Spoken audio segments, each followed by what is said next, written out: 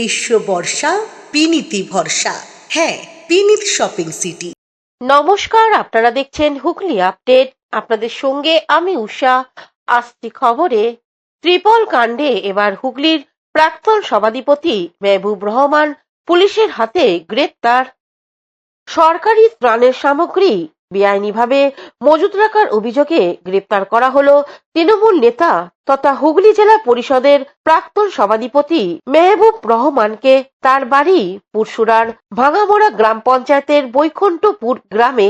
অভিযোগ, গ্রামবাসীদের কাছ থেকে খবর পেয়ে শুক্রবার রাতে স্থানীয় বিজেপির কর্মীরা তার বাড়ির পাশে একটি গোডাউনে হানা দেন। খবর পেয়ে ঘটনাস্থলে পৌঁছায় পুরসুরা থানার পুলিশ। এরপর গোডাউনে তল্লাশি চালিয়ে কয়েকশো সরকারি ত্রিপল উদ্ধার হয় বলে অভিযোগ ওঠে। এই ঘটনাকে কেন্দ্র করে এলাকায় ব্যাপক চাঞ্চল্য উত্তেজনার সৃষ্টি হয়। পুলিশ সূত্রে জানা গিয়েছে, ঘটনার পর মেহবুব রহমানকে আটক করে থানায় নিয়ে যাওয়া হয়। পরে তাকে গ্রেপ্তার করা হয়। সরকারি ত্রাণের সামগ্রী কিভাবে ওই গোডাউনে মজুদ ছিল এবং তার সঙ্গে আর কারা জড়িত তা খতিয়ে দেখতে তদন্ত শুরু করেছে পুরসুরা থানার পুলিশ। রাজনৈতিক মহলেও এই ঘটনাকে ঘিরে জোর চর্চা শুরু হয়েছে।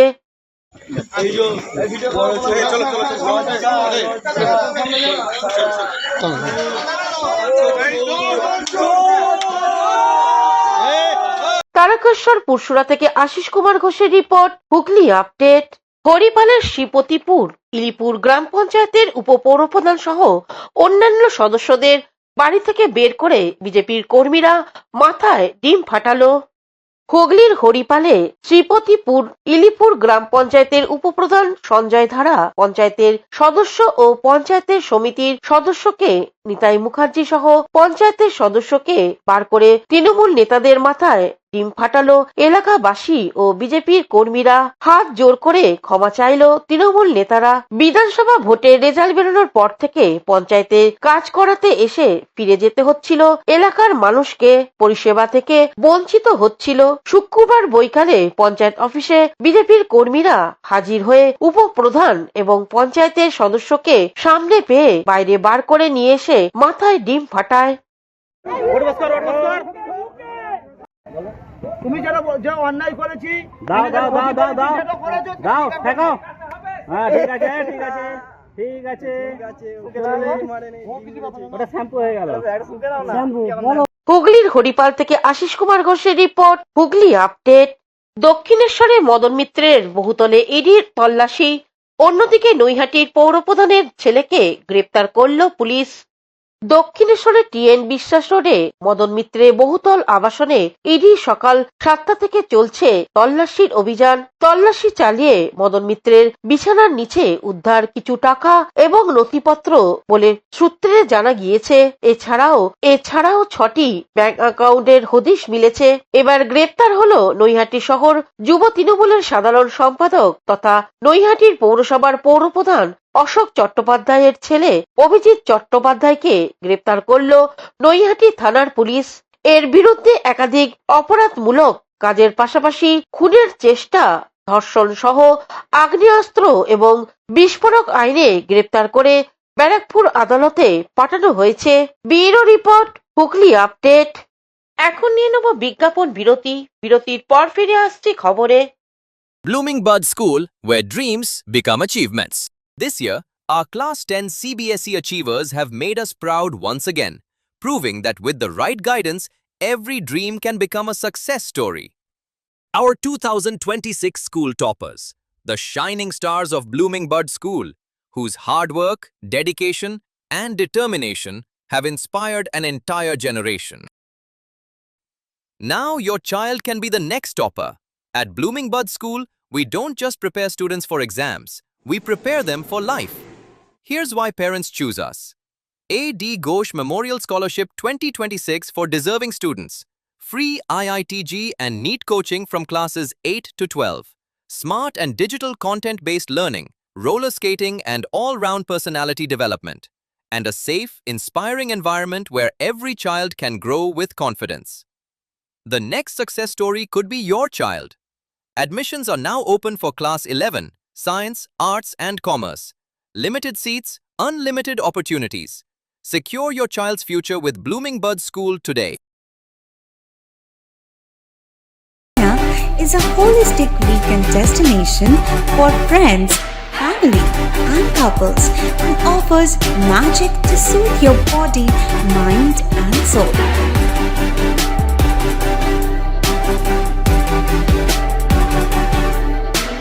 Aqua Marina, your customized magician. Welcome aboard and see the magic unfold. Amala nursing home. Enjoy a weekend at Vedam, the paradise of peace. A home away from home.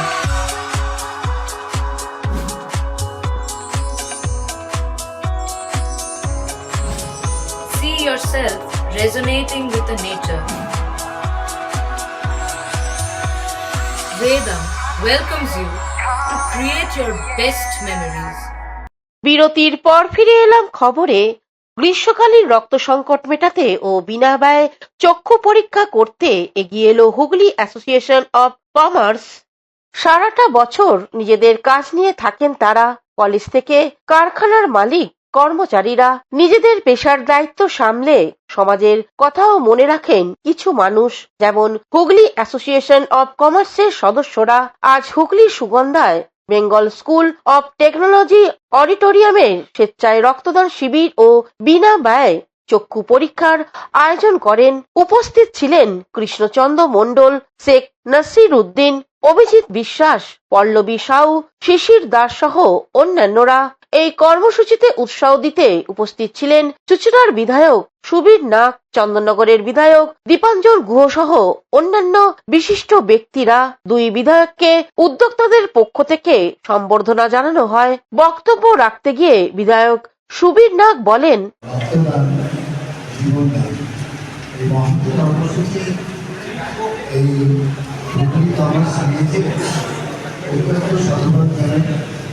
গ্রীষ্মকালে রক্তের খুব সংকট হয়, রক্তকে পাওয়া যায় না।